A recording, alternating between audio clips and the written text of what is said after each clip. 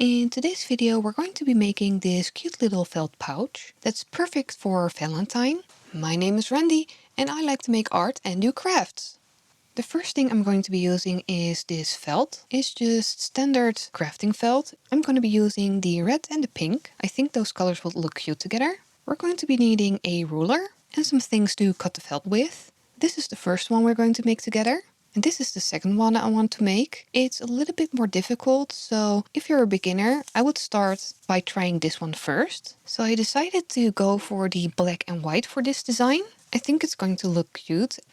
But as you can see, this pouch can be opened. To get our template, we need to unravel this. I just need to be careful not to tear the paper. As you can see, it's a very easy design. It's just two of the same pieces, and then you just weave them together. So we only need one.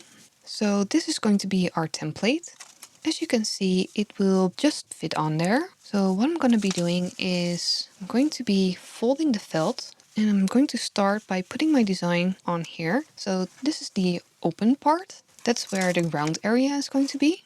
And I think I'm probably going to start by just cutting this down the center. And I'm going to be using this rolling blade.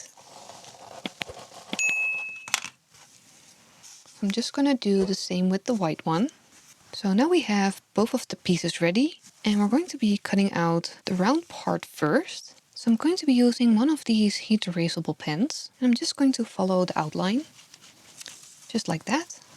And I think I'm going to use my rolling knife again. Mine isn't very sharp anymore, so as you can see, it's not really nice and round, so I'm just going to clean that up. I'm just going to do the same with the black one. So now we have both the black and the white one. The next step is to make those slits. So as you can see, we need to go all the way up to the edge where it starts to go round.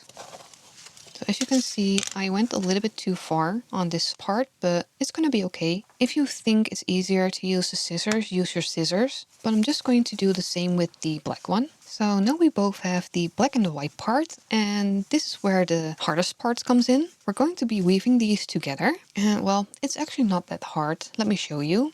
I'm going to take the black loop and I'm going to go through the first white one, just like that. I'm going to slide them up as far as I can go. Now I'm going to go and take the next white loop and go through the black one. Now I'm going to go through the white one again, taking the white, going through the black one, and I'm going to be finishing with the black one and the white one. So as you can see, it goes white, black, white, black, white. To do the next row, we're going to have to need the black to be on top. That means we're going to take the white and go into the loop of the black. That way the black comes on top. Now we need the white on top, so we're going to go through the loop of the white. And we're just going to be alternating this, so black, white, black, white, black. So we need to take the white and go through the black. Next row, through the white, white to the black, through the white, white through the black. And because this is felt, you don't have to be that careful. The paper could rip. That's why I like using the felt. I'm going to move them up a little bit, like that. Next row. So we're already at our final row. So I'm going to go through here, through this one, and then the final one, just like that. And now we should be able to open it up just like that. And you can put something in there and it will actually stay put. As you can see, it's completely closed. So I went ahead and took my template apart and also already prepared the two felt pieces. So as you can see, this design is a little bit more complicated. This is the first one we did, and this is the second one. I'm going to start by making the pink part. Let's see if I can see the red marker on the pink. It's visible, but I think the white's better. Let's start by just marking the simple lines. And that's going to be this big curve, like so. And this straight part on the other side. And then these little round indents. Let's do the same on the other side. Okay, let's see. And there's our design. I'm always losing these caps. Ah, here it is. I always put these little caps back on just to make sure they don't dry out. This is our design on the pink one. Let's do the same for the red one. So the only difference between these two is the center part, because as you can see in the design, you want to have the center be a heart shape. You need to make sure that you mirror the sides. So that's what I did here. And now I'm just going to be carefully cutting these two out using these lines. So this is the last part.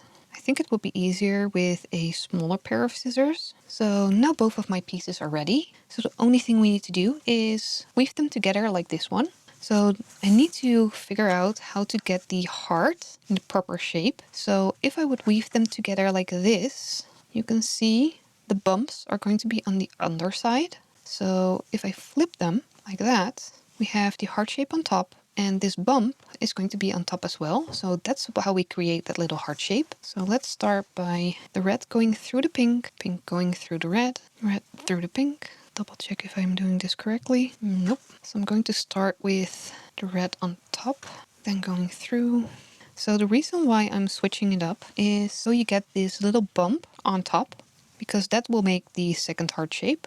I'm probably just gonna speed through this. So second row is going to be the alternate side. I was just starting to doubt myself if I was doing it correctly, because to be honest, I made so many templates to make this shape actually work. I think I made about like 6 or 7, maybe even more. So I'm not the one that invented the heart shape in the center design, but I did modify a template I saw to make hearts in every corner. It looks probably really messy and difficult on camera, but trust me, if you start out with this one, this design will make sense to you. Okay, last row. The only thing you have to watch out with the felt is that you don't twist it. Oh goodness, I'm making a mess. Last little thing. Okay, so let me straighten it out so it actually makes the proper shape, and I'll show you when it's all nice and flat. So here it is, all flattened out, and I want to try something. This could ruin the whole piece or it could make it better. I'm not sure, but I want to try and felt the pieces together so they become more of one piece. And I've got this felting mat and a little felting needle. This is just extra, you don't have to do this, but I really want to try and make this look pretty because the felt is a little bit stretchy, like this curve here. I made this line a little bit too narrow, but let's see what happens if I would make these go together. Something like that. Then this side. So I don't know if you can see it, but it becomes more secure. So here you can see inside of it, and here you can't. So I'm just going to try this for the whole piece, and then I'll show you the final results. So here are the final results. I really like the black and white one actually. It came out really nice. As you can see, more than enough room to put something inside. You can actually add a little piece up top so you can hang it. And then I've got the red and pink one. And I actually decided not to felt it because I started on this side and I just don't like how it's looking. I don't think it's adding anything to the overall look. So let me know your thoughts. And if you're going to be making any one of these designs, I would love to know. But for now, I want to thank you for watching and I'll see you in the next one. Bye everyone!